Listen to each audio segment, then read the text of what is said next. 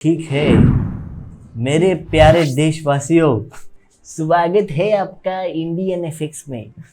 तो आज हम बात करेंगे वेक्स ऑपरेटर्स के बारे में। पता है ये क्या होता है? नहीं पता, चलो पता लगाते। चल चल चल चल वॉप्स जो है उसे कहते हैं वेक्टर ऑपरेटर्स। तो इसमें सीधी भाषा में अगर मैं बताऊं तो वॉप के अंदर आप नोड्स कनेक्ट करते हो, वेक्स के अंदर आप एक्सप्रेशंस लिखते हो। इन केस अगर आपको वेक्स नहीं आता हो, एक्सप्रेशंस नहीं लिखने आते, आपका कोडिंग बैकग्राउंड नहीं है, तो आप सिंपली वॉप यूज़ कर सकते हो। तो मैं जियो के अंदर जाता हूँ, एक पॉइंट वॉप लेता हूँ और अभी आप देखोगे कि यहाँ पे एक इनपुट नोड है, ज्योमेट्री नोड, और एक है आउटपुट नोड। तो बेसिकली अगर मैं पॉइंट से पॉइंट को अगर कनेक्ट करता हूँ, ये मेरा एक वेक्स ऑपरेशन के जैसा ही है कि at p is equal to p। बस डिफरेंस ये है कि मैंने नोड से बनाया और वायर उसको कनेक्ट किया है बस। तो वॉप के एंड में अगर मैं यहाँ ज्योमेट्री आउटपुट में जाऊँ और अगर मैं यहाँ वेक्स ऑप्शंस में जाके अगर मैं बताऊँ कि कंपाइल व्यू वेक्स कोड अगर मैं क्लिक करूँ तो आप देख सकते हो कि वेक्स के फॉर्मेट में ही आप सब कुछ दिख जाएगा। ये बेसिकली वेक्स ही रन कर रहा है लेकिन आउटपुट दे रहा है वॉप के नोड, वॉप के फॉर्म में। जो लोग माया यूज़ करते हैं उन लोग के लिए शायद ये इजी पड़ जाए कि माया में नोड बेस्ड सिस्टम है बेसिकली, तो बेसिकली वायर्स ही कनेक्ट करने पड़ते। नाउ अगर मैं चाहता हूँ कि मैं किसी एक पर्टिकुलर ग्रिड का या ऑब्जेक्ट का रैम्प बनाऊँ, कलर रैम्प, तो वो कैसे बनाए? मैं यहाँ पे एक लूँगा ग्रिड, इसमें मैं सब डिविजन्स बढ़ा दूंगा 50 बाय 50। अब यहाँ से यहाँ मुझे एक रैम्प चाहिए, कलर रैम्प, यहाँ से आया किसी भी एक पर्टिकुलर एंगल से। तो मैं सिंपली जाऊँ, इसको कनेक्ट करूँगा पॉइंट वॉप से। इसमें पॉइंट वॉप आता है, प्रिमिटिव वॉप आता है, एट्रीब्यूट वॉप आता है। तो हम जाएंगे पॉइंट वॉप से क्योंकि हमें रैम्प चाहिए, और रैम्प जो है पता नहीं क्या है। तो हम जाएंगे पॉइंट वॉप के अंदर। अब जो रैम्प है वो मुझे कलर्स में चाहिए, बेसिकली ग्रे स्केल में चाहिए। कलर जो है वो वेक्टर फॉर्मेट है। किसी भी चीज़ का अगर मुझे स्ट्रेच आउट देखना है, जैसे अगर रैम्प करना है कलर को, कलर का रेंज होता है 0 to 1, यानी ब्लैक ग्रे स्केल अगर मैं देखूँ तो 0 से 1 रहता है। तो अगर मैं चाहता हूँ कि मेरा जो आउटपुट है वो एक रैम्प में है, तो मुझे बेसिकली अपने कलर्स को स्ट्रेच आउट करना पड़ेगा। वो होता कैसे मैं दिखाता हूँ। तो मेरे पास लगभग इतने सारे पॉइंट्स हैं, ऑलमोस्ट 24,050 पॉइंट्स। ना अगर मैं चाहता हूँ कि यहाँ से यहाँ पे आए,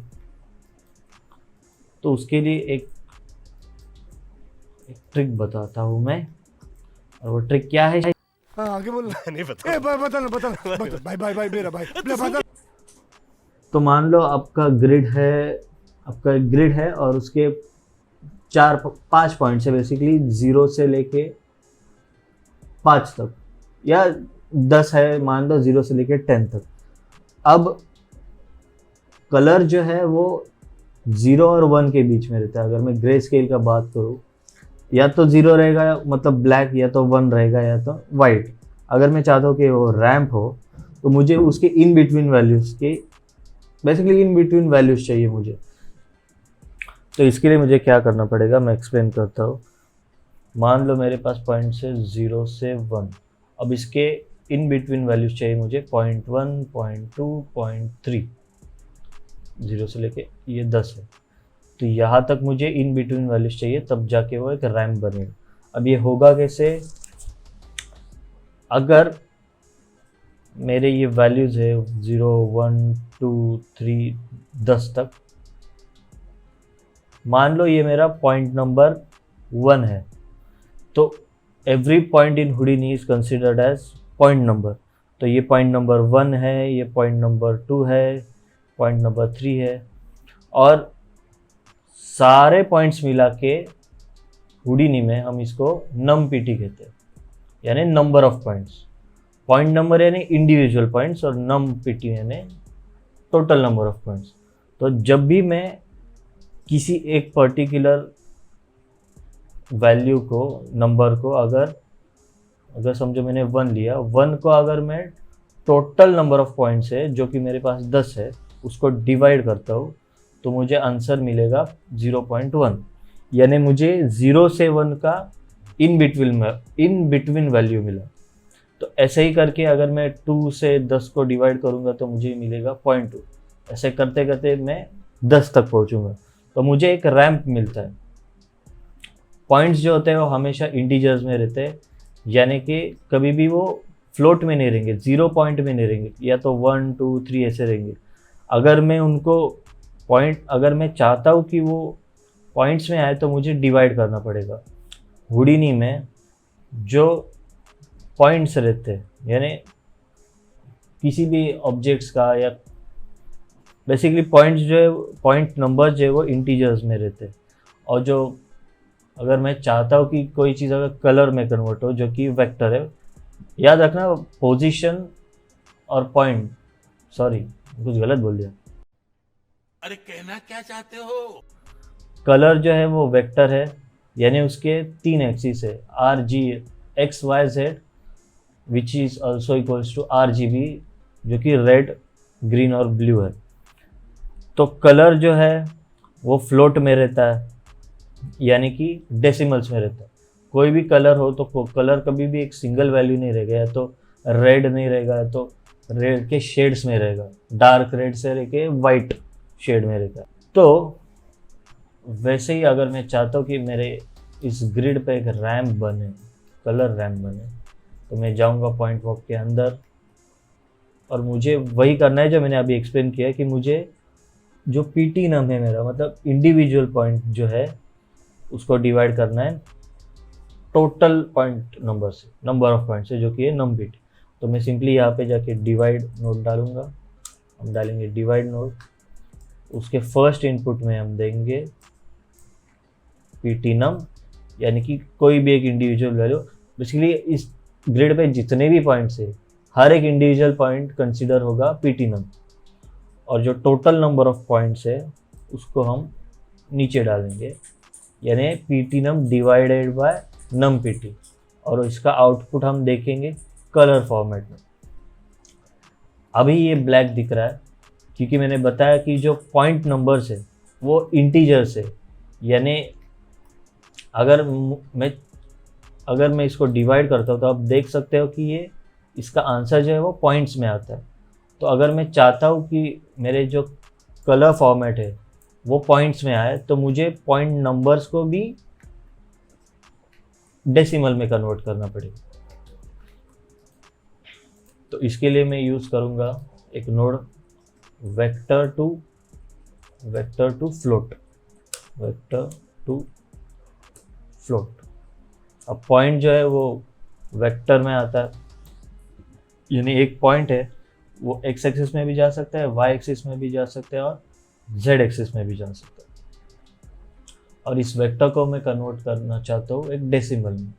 तो decimal is nothing but your, क्या आता है रे डेसिमल? डेसिमल का डेफिनेशन क्या है? अभी बताओ ना। अरे मैं क्या बताऊं, मैं क्या बताऊं? तो मैं यहाँ सिंपली डालूंगा वेक्टर टू फ्लोट। वेक्टर है क्योंकि पॉइंट जो है वेक्टर है, क्योंकि जो पॉइंट है वो 3 डायमेंशनल रहता है, या तो एक्स एक्सिस में जाएगा, या तो वाई, या तो जेड एक्सिस में जाएगा। फ्लोट क्योंकि मैं चाहता हूँ कि ये डेसिमल में कन्वर्ट हो ताकि हमारा रिजल्ट भी डेसिमल में है। तो मैं सिंपली PT नम को वेक्टर टू फ्लोट में डालूंगा, एंड ये इंपोर्ट करते ही, इनपुट डालते ही मुझे कलर रैम्प मिल चुका है, जो कि 0 से 1 में स्ट्रेच्ड आउट है। तो हमें रैम मिल चुका है। अब मैं चाहता हूँ कि जो रैम मिला है मुझे वो साइड से ना होके सेंटर से मिले, कि सेंटर का कोई एक पॉइंट हो और फिर उससे डिवाइड करते करते करते हमें स्ट्रेच्ड आउट रैम सेंटर से मिले। तो उसके लिए मैं क्या करूँगा, फिलहाल मेरे पास जो पॉइंट नंबर है अगर मैं यहाँ से अनेबल करूँ तो आप देखोगे बहुत ही रैंडम है ये। यहाँ पे 1300 है, यहाँ पे 1426 है। सो इसे ठीक करने के लिए मैं सिंपली यहाँ पे नोड लूँगा जिसको कहते हैं सॉर्ट। सॉर्ट जो है वो प्रिमिटिव नंबर या किसी भी पॉइंट नंबर को सॉर्ट करता है, basically ascending to descending order, या इसमें बहुत सारे टाइप दिए गए हैं। और मैं सॉर्ट डालूँगा मेरे पॉइंट वॉप से पहले, क्योंकि मैं इसमें चेंजेस दिखाना चाहता हूँ कि होगा कैसे अगर मैं इसको सॉर्ट करता हूँ। तो मुझे पॉइंट्स को सॉर्ट करना है क्योंकि हम लोग पॉइंट वॉप पे काम कर रहे हैं। बेसिकली अगर मैं प्रीमिटिव पे काम करता हूँ तो मैं यहाँ प्रीमिटिव पे चेंजेस करता हूँ। तो मैं जाऊँगा पॉइंट सॉर्ट के अंदर और यहाँ पे बहुत डिफरेंट टाइप्स है, जैसे बाय एक्स एक्सिस है, बाय वाई, बाय जेड। मैं चाहता हूँ कि ये सेंटर से है तो मैं यहाँ पे क्लिक करूँगा प्रॉक्सिमिटी टू पॉइंट। ये क्लिक करते ही मुझे एक सेंटर से रैम मिला है। तो अब अगर मैं यहाँ पे पॉइंट नंबर्स देखूंगा तो आप देख सकते हो कि ये सेंटर से डिवाइड है। अभी इसका 1 यहाँ पे है, 2 यहाँ है, 2 यहाँ पे है, 3 यहाँ पे है, 4 यहाँ है। तो एक सर्कुलर पैटर्न में जा रहे हैं ये पॉइंट नंबर्स। नाउ मैं चाहता हूँ कि ये एनिमेट हो, तो इसके लिए मैं एक काम करूँगा, एक और सॉर्ट लूँगा और उसमें जाके मैं सिंपली टाइप करूँगा शिफ्ट। और शिफ्ट में अगर मैं या ऑफसेट में जाके $F लिखता हूँ और अगर इसको प्ले करता हूँ तो इमीडिएटली देख सकते हो कि ये एनिमेट हो चुका है। ना मैं चाहता हूँ कि ये थोड़ा फास्ट प्ले हो, मैं इसमें सिंपली डालूंगा $F इंटू 50। यस, थोड़ा कम फास्ट करते हैं।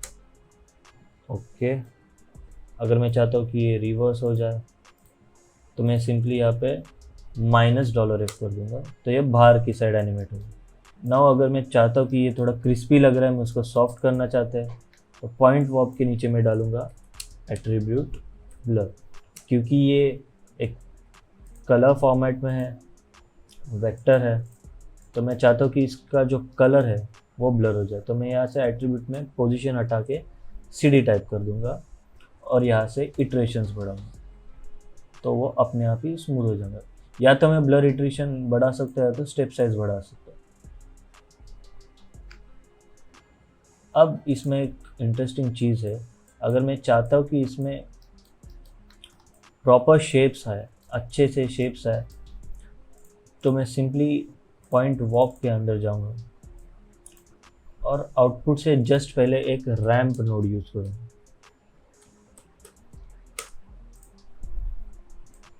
रैंप नोड इसको और ज़्यादा अच्छे से रिफाइन करेगा। फिलहाल ये कलर रैंप है, मैं चाहता हूँ कि ये स्प्लाइन हो जिससे हमें और ज़्यादा कंट्रोल मिले, तो सिंपली मैं रैंप टाइप चूज़ करूँगा स्प्लाइन।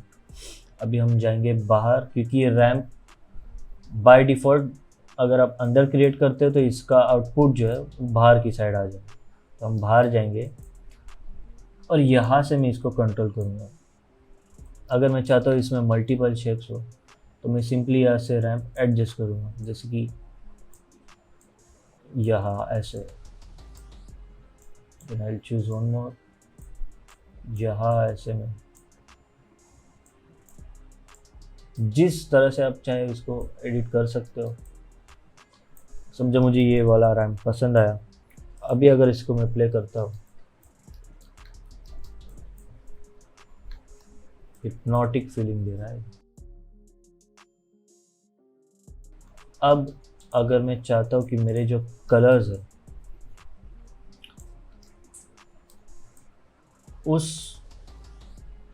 कलर्स मतलब जहाँ पे भी मेरा रैंप हो रहा है, जैसे कि ये वाइट एरिया है, मैं चाहता हूँ कि वहाँ का पार्ट थोड़ा ऊपर उठ गया। बेसिकली अगर उस एरिया पे मैं बम्प्स चाहता हूँ तो मैं एक और पॉइंट वॉप लूँगा, सॉरी पॉइंट वॉप। किसी भी नोड के अंदर जाने के लिए सिंपली आई प्रेस करो और बाहर आने के लिए यू प्रेस करो, ये शॉर्टकट्स। तो मैं जाऊंगा अंदर और कलर से मुझे इसका हाइट डिफाइन करना, तो मैं सिंपली यहाँ पे टाइप करूंगा डिस्प्लेस अलोंग नॉर्मल, और मुझे डिफाइन करना है इसका पोजीशन। तो मैं पोजीशन से पोजीशन को अटैच करूंगा और इसको कंट्रोल करूंगा सीडी से। तो मैं सीडी को इनपुट दूंगा अमाउंट में कि सीडी से इसका अमाउंट कंट्रोल है, और आउटपुट जाएगा पोजीशन में क्योंकि पोजीशन डिफाइन करना चाहिए। तो आप देख सकते हो इंपोर्ट करते ही, इनपुट डालते ही ये वर्क करना स्टार्ट हुआ। तो स्केलिंग से इसको ऊपर नीचे हम कर सकते हैं। अगर मैं चाहता नहीं कि बार बार इसके अंदर आके इसका स्केल कम ज़्यादा करूँ, तो मैं सिंपली स्केल पे जाके मिडल क्लिक करूँगा और प्रमोट पैरामीटर कर दूँगा, तो ये वैल्यू बाहर की साइड आ जाए। अब मैं यहाँ से जाके इसका जो बम्प है वो बढ़ा सकता हूँ। अगर मैं जाके इस ऊपर जाके इसके सब डिविजन्स बढ़ा लूँ तो ये और ज़्यादा स्मूथ हो जाएगा, और अगर मैं ब्लर करता हूँ तो ये थोड़ा सॉफ्ट होना चाहिए। अभी अगर मैं इसको एनिमेट करूँ तो अभी एक बहुत ही कूल इफेक्ट आ रहा है। अगर मैं इसका स्पीड थोड़ा बढ़ा लूँ, मे बी 50, यस। अब स्केल को अगर मैं माइनस कर दूँ तो ये नीचे की साइड चली जाएगी। बहुत ही इजी ट्रिक है ये। बेसिकली मोशन ग्राफिक्स के लिए ये यूज़ हो सकता है, किसी VFX में ख़ास करके इसका ज़्यादा यूज़ ना हो। पर्सनल यूज़ के लिए, नॉलेज के लिए या तो अंडरस्टैंडिंग के लिए इट्स गुड। नाउ अगर मैं चाहता हूँ कि इसके रैम्प के अकॉर्डिंग इसका कलर हो, तो मैं सिंपली कलर रैम्प बनाऊंगा। तो मैं लूँगा कलर नोड एंड यहाँ से जाके मैं करूँगा रैम्प फ्रॉम एट्रीब्यूट, और उसमें डालूँगा मैं CD। सो ब्लैक की जगह मैं डाल दूँगा रेड, जहाँ वाइट एरियाज है वहाँ पे मैं डाल दूँगा ग्रीन, ब्लू, और इन बिटवीन जो एरियाज है जहाँ पे कलर 0 से 1 के बीच में है, वहाँ सिंपली मैं जाके अपनी मर्ज़ी से कुछ भी कलर्स इंपोर्ट कर सकता हूँ।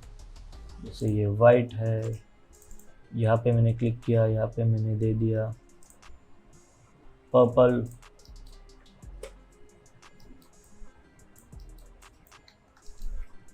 अब इसी कलर में अगर मैंने एक यहाँ पे शेडर लिया है, बेसिक्स प्रिंसिपल शेडर। अगर मैं यहाँ जाके इसको अप्लाई करता हूँ, मैट में जाके प्रिंसिपल शेडर, अगर मैं यहाँ जाके इसको रेंडर करता हूँ, यहाँ पे सीन व्यू,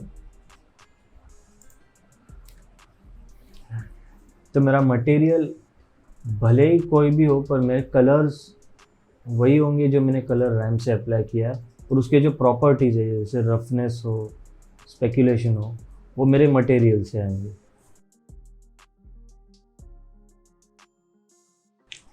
ये इफेक्ट शायद किसी रिपल को इमिटेट करता हो,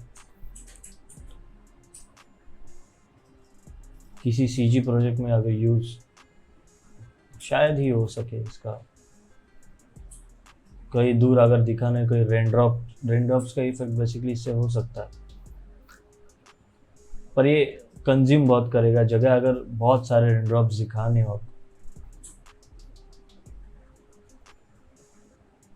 हाई विस्कस फ्लूइड के लिए दिखा सकते हो कि कोई अगर ड्रॉप एक पर्टिकुलर एरिया में गिर रहा है तो उससे जो रिपल इफेक्ट आएगा वो इससे हम लोग इजीली बना सकते हैं। सो या पॉइंट वॉप में आज के लिए बस इतना ही। नेक्स्ट वीडियो में इसके और भी अंदर एक्सप्लोर करेंगे हम लोग डिटेल में और ज़्यादा नोट्स के साथ। अभी मुझे आ रही है नींद, तो मैं जा रहा हूँ सोने, अब भी जाओ सोने। हम मिलेंगे इसके नेक्स्ट वीडियो में किसी नए टॉपिक के साथ। तब तक बने रहिएगा। चैनल को सब्सक्राइब करो। वीडियो अच्छी लगी हो तो लाइक करो, शेयर करो, वीडियो पे कमेंट करो। मिलते हैं इसकी नेक्स्ट वीडियो में, तब तक के लिए बाय बाय।